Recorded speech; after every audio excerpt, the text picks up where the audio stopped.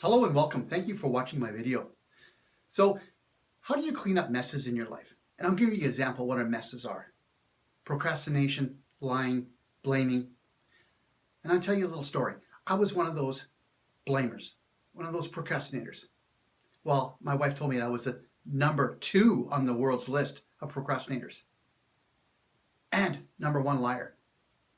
Why? Because I didn't want to take responsibility for my reactions, my actions, for my life. Instead, I looked in the mirror until I looked in the mirror and said to myself, what do you want to be? Who are you? How do you change?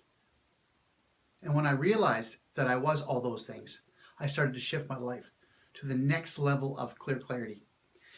If you're looking for that in your life, take action today. Read my book because it'll tell you all the answers that you need to know.